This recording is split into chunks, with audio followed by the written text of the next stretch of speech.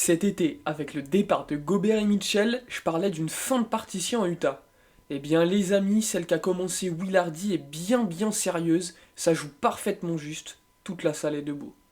Qu'est-ce que c'est que ce début de saison à Salt Lake City? On m'aurait menti sur la marchandise? Ils étaient pas censés être derniers les copains d'Utah?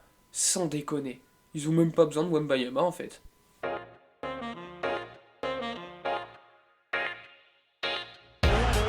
Defended by Simmons. Is this the dagger?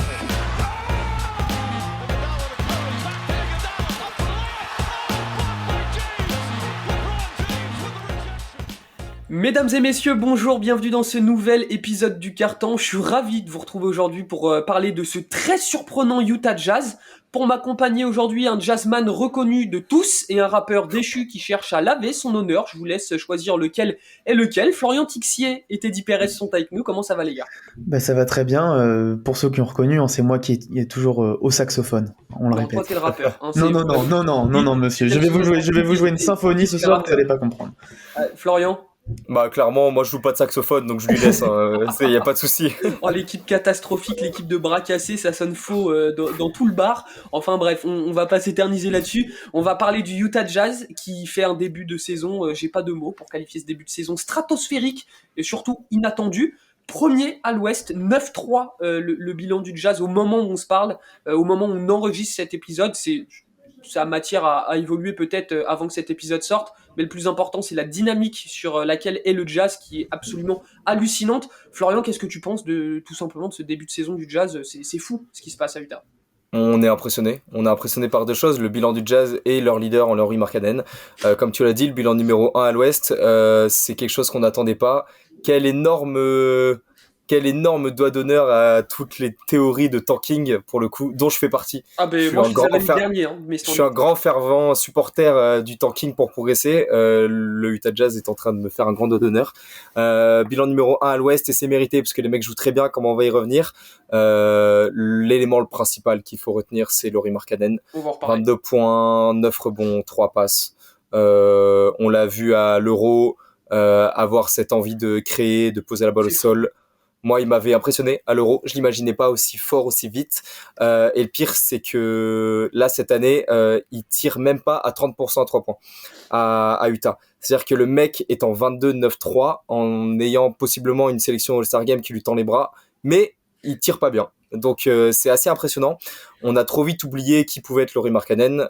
Moi j'ai fait mes recherches, sa deuxième année à Chicago, c'est 19 points avec 25% d'usage. Sérieux, hein, à Chicago, donc sa deuxième année à Chicago, on était là à se demander Zach LaVine, Lauri Markkanen, parce qu'il était performant. Ensuite on lui a enlevé la balle des mains parce qu'on considérait qu'il progressait pas assez vite à côté de LaVine. On a donné la balle dans les mains de White, Kobe White, Nikola Vucevic.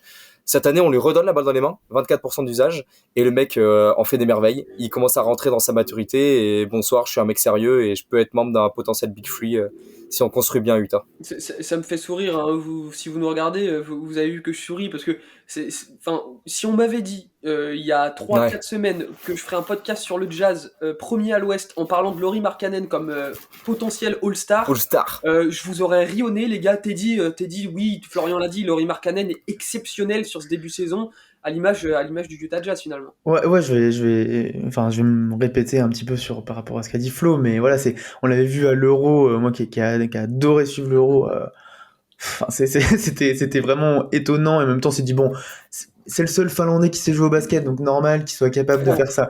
Respect Koponen. Non, mais évidemment, et puis de toute façon, ils sont allés assez loin durant l'Euro. Mais plus sérieusement, même au niveau NBA, c'est aussi la capacité. On savait qu'il était aussi polyvalent dans les types de shoots qu'il pouvait prendre. Ça se voit. On va pas commencer à dire que c'est indéfendable, etc. Mais en tout cas, ce début de saison, il est magnifique à voir jouer. Même, il n'est pas non plus à 30 points, il est à 21 points de moyenne, ce qui est énorme, ce qui est inenvisageable par rapport à ce qu'on pouvait penser de lui, hein. Encore, il y a, comme tu as dit, Hugo, il y a encore 3 semaines. Mais c'est tout un collectif aussi, en fait. Autour de lui, ça roule, ça joue bien. Voilà, on a parlé de Darling de l'Est avec Cleveland. Leur Darling de l'Ouest, c'est clairement le Jazz. Et pourtant, on sait qu'à l'Ouest, il y a du monde de partout, et que tout le monde veut se battre, et c'est même pas, en fait, si on fait ce podcast et qu'on a attendu un petit peu, c'est parce que oui, il y a eu des victoires consécutives au début de saison, ça nous a tous impressionnés, surpris, on s'est dit est-ce que c'est normal, est-ce que voilà, et enfin, après ça va redescendre, etc. Bah non, ça redescend pas du tout, quoi. Enfin, ils sont premiers après Ils ont mis 12 une fessée matchs. aux Lakers Mais oui, c'est ça. Bon, monumentale. Bon, c'est les Lakers, mais pour la revenir manière, à c'était impressionnant quand la même. manière, il y a Talon Horton Tucker et Jordan Clarkson qui se sont dit ok, ça c'est notre franchise qui nous a drafté. Ok, d'accord, c'est Voilà. parti, ça c'est pour nous les gars. Lauri Markkanen, tu peux te reposer ce soir, c'est pour moi. Et ça c'est énorme. On sait aussi qu'au Jazz, la salle, bah, ça bouillonne dès qu'il y a une grosse victoire là. Alors autant je me passe maillot noir et jaune fluo, je le comprends pas, mais c'est pas très grave. C'est le point Ils peuvent négatif. jouer à poil, ils vont quand même très très bien jouer, et ça c'est magnifique. Bon voilà, je vais me calmer, je vais te laisser reprendre la parole, Hugo, mais sache que le Jazz me fait vraiment bien aimer le sport qu'on appelle le basketball. Eh oui, le ballon panier est Le ballon vraiment panier, un oui, sport formidable lui-même, quand on regarde le lui-même. Utah Jazz. Et vous verrez que d'ici 3-4 ans, on se demandera pas si Lauri Markkanen doit être potentiel All-Star, mais on se demandera si Lauri Markkanen doit passer devant Kevin Garnett dans le classement all-time des ailiers forts. C'est cadeau, c'est pour moi, vous pouvez clipper. Florian, bah, on a parlé de Markkanen, on a parlé de la dynamique générale du Jazz. Va falloir qu'on parle de Will Hardy. Will Hardy qui est arrivé cet été en provenance des Boston Celtics. C'est un assistant de Ime Udoka. Là, le Jazz, à l'heure où on se parle, 8e défense de la ligue, 3e attaque. C'est complètement fou, avec une entente collective très bonne, et tout le monde qui apporte sa pierre à l'édifice, tout le monde au niveau. Tout ça important des chasubles, hein, comme tu l'as dit. Donc c'est quand même assez impressionnant. Comme tu l'as dit, 8e défense NBA. Moi, ce qui m'impressionne dans la défense du Jazz, une envie assez folle de prouver, une envie débordante de casser la gueule de l'adversaire qui est assez folle. C'est des joueurs qui ont besoin de prouver, c'est des joueurs qui veulent prouver qu'ils méritent leur place en NBA. Le Et tanking, c'est le ça dernier se des voit. problèmes. C'est ça, ça se voit vraiment sur le terrain. Ce qui m'impressionne, c'est qu'ils offrent très très peu de relances. C'est la 6e équipe au rebond offensif, donc typiquement, ça veut dire qu'ils se battent sur chaque rebond et ça veut dire qu'ils offrent très peu de contre-attaque. Et quand tu coupes la contre-attaque aux équipes adverses, tu encaisses moins de points. C'est tout de suite plus logique. C'est une des équipes qui switch le plus de la ligue quand tu les regardes jouer. C'est facilité parce que tu joues souvent avec Markkanen ou Vanderbilt en 5. C'est des mecs qui peuvent switcher sur des petits. Ils ont un guard play qui est très agressif avec McConley, Colin Sexton, etc. Donc c'est très positif. En attaque, il y a 6 joueurs. Ils ont 6 joueurs à plus de 11 points de moyenne. C'est la 6e équipe avec le plus de passes décisives et la 4e équipe qui tire le plus à 3 points. C'est des chiffres d'équipes qui appartiennent au gratin de la NBA, ça. Donc le Utah Jazz, aujourd'hui, il faut le comprendre, appartient dans leur manière de jouer au gratin de la NBA. Ils ont un vrai système offensif avec beaucoup de créateurs sur le terrain, jusqu'à leur grand, Markkanen et Olynyk.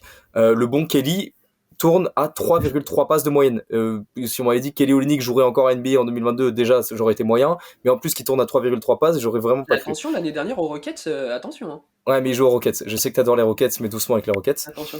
Mais non, je suis assez abasourdi de ce qu'un coach débutant peut faire avec un groupe aussi hétéroclite, aussi bizarrement construit. Mais il se passe vraiment quelque chose de mental. Et quand en plus Will Hardy arrive à imposer son système qui pour le coup est assez impressionnant, bah ça clique avec des joueurs qui veulent prouver, donc ça gagne. Florian, Teddy, pardon, ça y est, je les confonds les deux là. Teddy, Florian l'a bien résumé. Qu'est-ce que tu penses toi de tout ce système de Will Hardy? J'imagine que t'en penses que du bien, mais au final, quand on regarde les chiffres collectifs du Utah Jazz, bah ouais, Florian l'a très bien dit, c'est une équipe qui joue le titre normalement, quoi. Avec des chiffres comme ça, tu joues le titre. C'est ça, 3e aussi à l'offensive rating. Enfin, en fait, c'est des chiffres qu'on retrouve aussi du Jazz qui avait fait une très bonne régulière il y a 2-3 ans. Pas du tout le même système, évidemment. Mais quand on parle effectivement du Jazz qui fait une bonne régulière d'année en année, bah, là, en fait, c'est comme si c'était rien passé. On continue sur un bon Jazz. Mais alors que le système est totalement différent. Nouveau coach, des joueurs. Moi, ce que j'aime aussi, on a parlé évidemment et on se disait que c'était une équipe qui allait tanker, c'était évident, mais à quel moment un nouveau coach qui arrive pour sa première année en head coach sur un mois NBA, et tous ces joueurs-là, on n'est pas sur des gars, bon c'est une équipe jeune, mais on n'est pas sur des gars qui sont en année rookie ou sophomore, on est sur des gars qui veulent prouver qu'ils ont leur place en NBA, qu'ils ont encore leur place en NBA avec Kelly Olynyk par exemple, qui ont été déçus par exemple aux Cavs ou aux Lakers, et qui veulent oui, prendre leur revanche en fait. Voilà, même Mike Conley, il a un contrat, il veut l'honorer, il a encore des choses à aller chercher en NBA, il a pas de bague. Bon, évidemment, on n'en est pas du tout là. Bon, Mais ce que je veux dire, c'est le que Jazz joue le titre, attention, c'est ça, c'est mais pas sans parler, évidemment. et ce que je veux dire, c'est que cette équipe-là avait aussi tout pour avoir la volonté de Ouais. prouver sur le terrain que c'est une équipe de basket réelle. Et après, il y a cette envie, mais ça peut ne pas du tout le faire. Et ça peut aussi se chercher, parce qu'en fait, il y a pas, on a parlé de Lauri Markkanen, mais de base, on n'a pas vu un vrai leader, un franchise player. On aime dans ces équipes NBA souvent avoir deux gars forts, etc. Là, voilà, Flo l'a dit, il y a 6 joueurs à plus de 10 points de moyenne. Derrière Lauri, c'est Jordan Clarkson qui est juste derrière, voilà, Colin Sexton aussi pas très loin. Ça pourra bouger au fur et à mesure de la saison. C'est un collectif. Mais en tout cas, voilà, c'est un collectif et enfin, je vais pas en dire plus, mais ouais, c'est le collectif, un des collectifs les plus brillants, et on a l'impression que voilà, il n'y a pas d'ego, il y a juste une envie de bien jouer, Envie de de jouer jouer.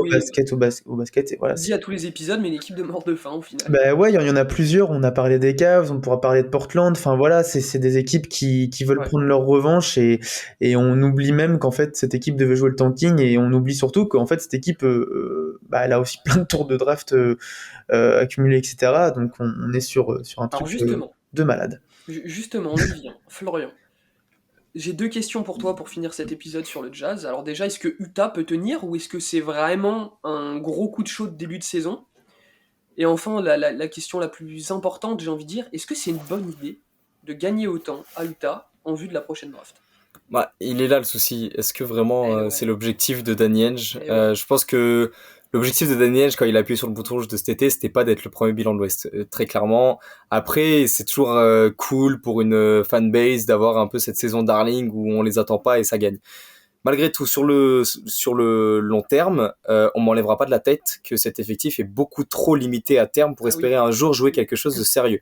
Malgré tout le bien qu'on pense de ces joueurs, malgré tout le bien qu'on pense de Lauri Markkanen, de la progression de Colin Sexton, etc., il faut au moins une star en devenir et au minimum une superstar en devenir dans ce groupe pour espérer jouer quelque chose dans les 10 prochaines années, ce qu'aujourd'hui il n'y a pas. Ça me fait un peu, cet effectif me fait un peu penser au Thunder de Chris Paul, Shai Gilgeous-Alexander, Danilo Gallinari, etc. Sauf que il n'y a aucun joueur de la trempe à potentiel de Shai dans cet effectif du Jazz. Donc ça m'embête. C'est quand même très con de la part du Jazz de ne pas aller chercher quelqu'un dans cette fameuse draft 2023 qui a une petite dizaine de potentiels superstars en devenir. Surtout que ce groupe, comme on l'a dit depuis tout à l'heure, il est très solide et que pour moi, il peut se souder autour d'une star en devenir. Parce que l'effectif est jeune, l'effectif est impressionnant, l'effectif joue très bien, il y a un très bon coach, etc. Mais une star en devenir au milieu de cet effectif, et c'est très sérieux, même s'il joue en chasuble. Mais je pense qu'il va suffire de 1 ou 2 problèmes dans le système, 1 ou 2 défaites en plus dans le système pour que Danny Ainge se justifie de tout faire péter. Il faut que Danny Ainge profite de ce qu'il a entre les mains et de la très bonne cote de ses joueurs pour les faire bouger. Mike Conley, Jordan Clarkson, Kelly Olynyk, etc. Voilà, je pense que cet effectif, il est très cool, il est très hype. On adore regarder le Jazz jouer, mais il sera totalement différent d'ici la fin de la saison. Et tant mieux. C'est en tout cas ce que je souhaite aux fans du Jazz. Dit, je te laisse le mot de la fin. Est-ce que tu es d'accord avec Florian? Au final, oui, cet effectif est très sexy, cet effectif fait kiffer et gagne des matchs sur ce début de saison, mais c'est pas avec ça que tu vas chercher un titre. Non, c'est pas du tout avec ça, mais par contre, ce qui est cool aussi, c'est que quand on a un effectif qui joue aussi bien, quand on reconstruit une franchise, on veut quand même aussi s'appuyer sur des bases. Et là, le Jazz prouve, en tout cas, on se dit qu'il y a quelques joueurs à qui on peut faire confiance pour reconstruire, même si après, effectivement, je vois pas le Jazz reconstruire sur Lauri Markkanen et autour et mettre des pièces autour, hein, mais on peut quand même se dire qu'il y a 3-4 gars dans ce collectif qui va rester et qui a envie de faire sa place. Et puis au-delà de ça, quand il faudra transférer des joueurs, c'est quand même mieux de transférer des joueurs qui ont prouvé sur le terrain qu'ils étaient encore capables de mettre du shoot, de bien défendre, etc., de gagner des matchs, que transférer des boulets et galérer pour cela. Donc finalement, oui, dans un premier temps, en début de saison, on va rien dire, Daniel va rien dire, il va laisser écouler, mais comme a dit Flo, il suffit peut-être, voilà, on est qu'au début, hein, il suffit qu'avant le All-Star Game, ça pète, en tout cas qu'il y ait une ou deux choses compliquées pour que ça pète à la trade deadline, etc. Et puis qu'on laisse perdre post All-Star Game. Bon, en tout cas, les gars, merci beaucoup de nous avoir un peu éclairés sur ce début de saison impressionnant du Utah Jazz. Ça fait du bien de parler d'équipes comme ça un petit peu, de pas toujours parler des Bucks, je sais pas moi, des Warriors. D'ailleurs, les Warriors, ils vont pas si bien que ça, mais voilà, de parler de ces équipes un peu moins dans la lumière tous les jours, c'était très bien. En tout cas, moi, j'aimerais beaucoup avoir votre avis sur ce début de saison d'Utah, et surtout vous, les fans du Jazz, est-ce que vous êtes contents de voir toutes ces victoires s'accumuler, ou au contraire, est-ce que vous vous dites que ouais, c'est cool, on gagne, mais c'est pas le projet de l'équipe? On aimerait bien aller chercher un gros talent à la prochaine draft. J'aimerais beaucoup avoir votre avis, puis on se fera plaisir surtout de vous répondre. James, catch, fire, ball game! He did it! LeBron James! Les amis, le buzzer du carton vient de retentir. Comme toujours, ce fut un plaisir de vous avoir en notre compagnie pour parler d'Utah. N'hésitez pas à nous laisser une petite note sur Apple Podcast et sur Spotify. Et si cet épisode vous a plu, n'hésitez pas à aller regarder le dernier qui est sorti. C'était sur le début de saison, là aussi exceptionnel, des Cleveland Cavaliers. En tout cas, je vous dis à la prochaine. Prenez soin de vous.